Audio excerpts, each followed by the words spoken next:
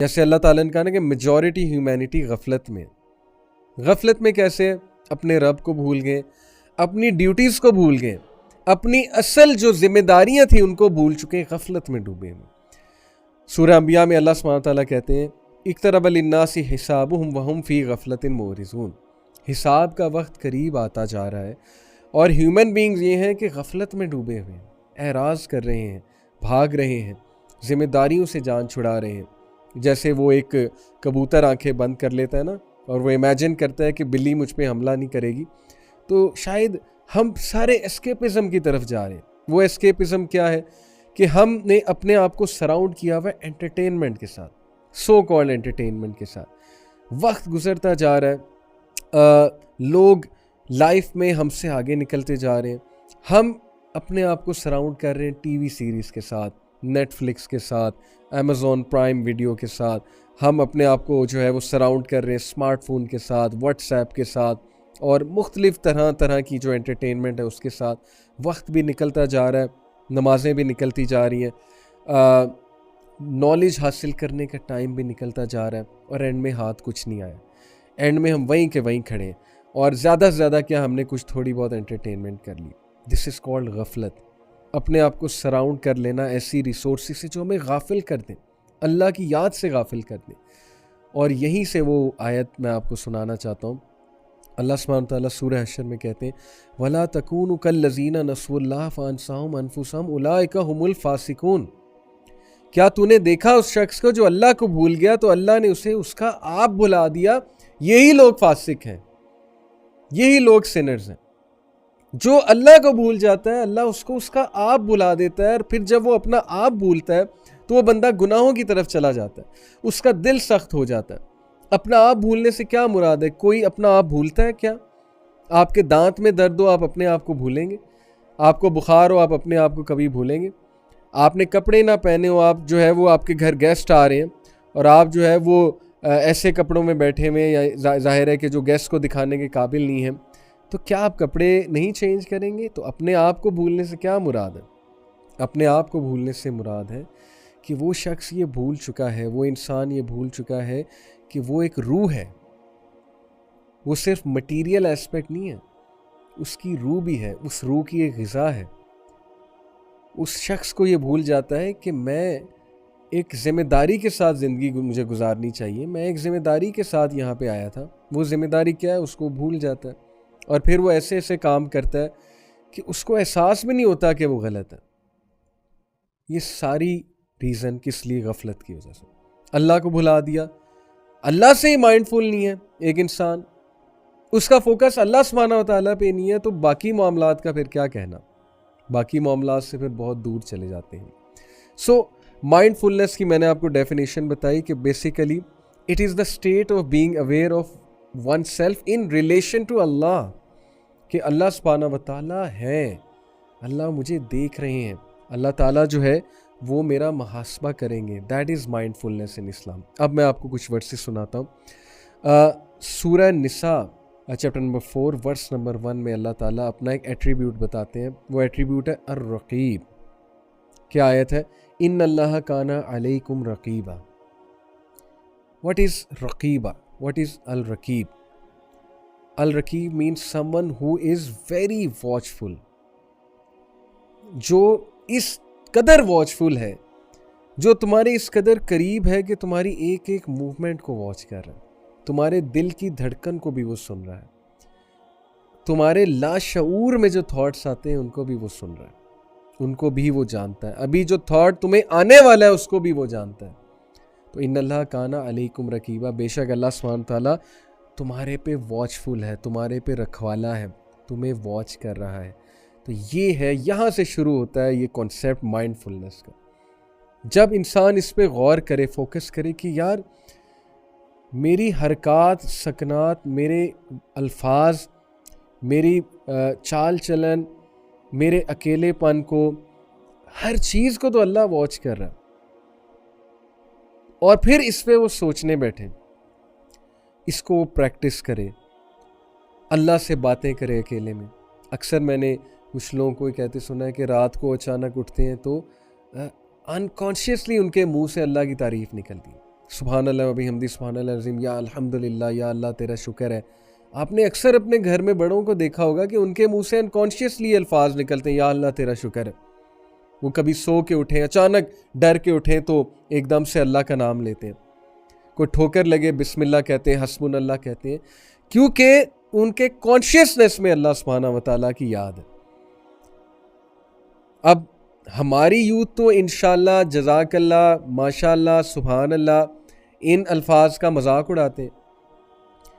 ये उन्हें नहीं पता कि ये अल्फाज क्यों हमें सिखाए गए, हम क्यों बार बार इंशाअल्लाह कहते हैं, हमारी बात पे क्यों इंशाअल्लाह कहते हैं। कुछ लोग की इंशाअल्लाह कहने की बहुत आदत है, भाई अच्छी बात है, दे आर माइंडफुल ऑफ अल्लाह, अल्लाह को याद कर रहे हैं, हर चीज़ में अल्लाह सुब्हानहू व तआला को मेंशन कर रहे हैं, इंशाअल्लाह कह रहे हैं, सुभान अल्लाह कह रहे हैं, जज़ाक अल्लाह कह रहे हैं, अल्हम्दुलिल्लाह कह रहे हैं।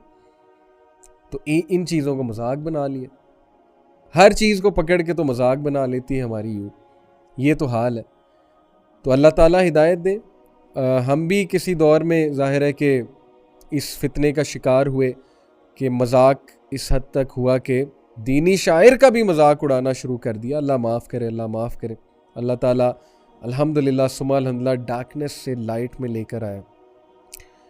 तो कुछ लोग, मैं आपको बता रहा था कि उनके मुंह से अनकॉन्शियसली अल्लाह सुब्हानहू व तआला का ही नाम निकलता है, और ये खुशखबरी है, बशारत है। ये बशारत है कि मौत जब आएगी तो तब भी अनकॉन्शियसली अल्लाह का ही नाम निकलेगा। लेकिन अगर इसके ऑपोजिट है, अल्लाह का नाम ही कभी नहीं लिया, तो फिर मौत के वक्त बड़ा मुश्किल हो जाएगा कलमा कहना या अल्लाह का नाम लेना। ये तो जो लाइफ स्टाइल है, your life style determines your death style, ये तो बहुत कॉमन इंग्लिश प्रोवर्ब है। तो इसलिए बात मैं ये करना चाह रहा हूँ कि अपनी गुफ्तगू में अल्लाह ताला को मेंशन किया करें, अपनी गुफ्तगू में ये अल्फाज ख़ुद भी कहें, घर वालों को भी सिखाएं, माशाअल्लाह, इंशाअल्लाह, जज़ाकल्लाह, because it all starts with mentioning Allah सुब्हानहू व तआला। एक और आयत आपको सुनाता हूँ, ये है सूरह अल-बकरा की चैप्टर नंबर 2 वर्स 235 की। वालमु अन्नल्लाह यालमु मा फी अनफुसिकुम फहज़रूहु वालमु अन्नल्लाह गफूरुन हलीम। जान ले कि अल्लाह वो भी जानता है, मा फी अनफुसिकुम, जो तुम्हारे अंदर है उसको भी जानता है, फहज़रूहु, सो बिवेयर ऑफ हिम। इसलिए अल्लाह से बिवेयर हो जाए, वो जानता है तुम्हारे अंदर क्या। तुम लोगों को तो धोखा दे सकते हो, वो तुम्हारी इंटेंशन जानता है, तुम किस इंटेंशन से कह रहे हो। तुम किसी को पिंच करने के लिए कह रहे हो, मजाक उड़ाने के लिए कह रहे हो, गुस्सा निकालने के लिए कह रहे हो, या क्या इंटेंशन है, तुम्हारी अंदर की इंटेंशन क्या है, ये अल्लाह जानता है। और फिर फरमाया वालमु अन्नल्लाह गफूरुन हलीम, जान ले कि अल्लाह ताला गफूर है, हलीम है। हलीम से मुराद है फॉरबीरिंग है, बर्दाश्त करने वाला है। तुम्हारी ख़ताओं को बर्दाश्त करता है अल्लाह ताला, तुम्हारी बेवकूफ़ियों को बर्दाश्त करता है अल्लाह ताला। हदीस में आता है ना कि अगर अल्लाह पकड़ना शुरू करे, आई थिंक कुरान की भी वर्स है, अगर अल्लाह पकड़ना शुरू कर दे ह्यूमैनिटी को तो कोई ज़िंदा नहीं बचेगा। इतनी मिस्टेक्स हम करते हैं, इतने ज़्यादा पता नहीं क्या क्या जुल्म होता है इंसान से थ्रू आउट लाइफ। हर वक्त तो इंसान के लिए माइंडफुल रहना ये भी एक बड़ी मुश्किल चीज़ है ना, स्पेशली आज के दौर में जब डिस्ट्रैक्शन इतनी ज़्यादा है। लोग कुरान ही नहीं पढ़ पा रहे, कुरान की तिलावत ही करना नसीब नहीं हो रही हमें। हम सब की बात कर रहा हूँ, क्यों? वो टाइम जो कुरान की तिलावत करने का था वो व्हाट्सएप ने ले लिया है, वो सोशल मीडिया ने ले लिया है, वो जो है वो घरेलू मामलात ने ले लिया, ऐसे मामलात जिनकी कोई ज़रूरत भी नहीं है। तो किधर है माइंडफुलनेस हमारी? टाइम ही नहीं मिल रहा, डिस्ट्रैक्शन इतनी ज़्यादा है, फोकस ही नहीं है, वो चीज़ जो फ़ायदेमंद है उसकी तरफ हम जा ही नहीं रहे। वजह क्या है? वही दैन अगेन के प्रैक्टिस ही नहीं की माइंडफुलनेस। तो कैसे प्रैक्टिस की जाए, इंशाल्लाह उस पर हम बात करते हैं। इब्ने कय्यम का एक कोट आपको सुनाता हूँ। इब्ने कय्यम ने माइंडफुलनेस को डिफाइन किया कि it is the continuous knowledge and conviction of the servant in the awareness of Allah सुब्हानहू व तआला over his outward and inward states. Mindfulness is the continuous knowledge and conviction of the servant इन अल्लाह सुब्हानहू व तआला over is outward and inward actions और inward states, कि इंसान को कॉन्टीन्यूस नॉलेज हो, कन्विक्शन हो दिल में कि मेरी आउटवर्ड और मेरे इनवर्ड दोनों को अल्लाह सुब्हानहू व तआला जानता है। जो मख्फी है उसको भी जानता है और जो सिर्री है उसको भी जानता है। जैसे हज़रत मूसा अलैहिस्सलाम को अल्लाह ने कहा ना कि बेशक तेरा रब इंसानों के मख्फी यानी वो पार्ट को भी जानता है जो सबसे छुपा हुआ है, और उस पार्ट को भी जानता है जो सबके सामने है। जो तुम ऊंची कहते हो वो भी पता है, जो तुम दिल में सोचते हो वो भी पता है, तुम्हारे विस्पर्स भी पता है अल्लाह सुब्हानहू व तआला को। ये इब्न क़य्यिम का की डेफिनेशन है माइंडफुलनेस की। एक और डेफिनेशन मैं आपको सुनाता हूँ माइंडफुलनेस की, ये भी इब्न क़य्यिम की है। Mindfulness is to observe the heart in awareness of the truth with every thought and step.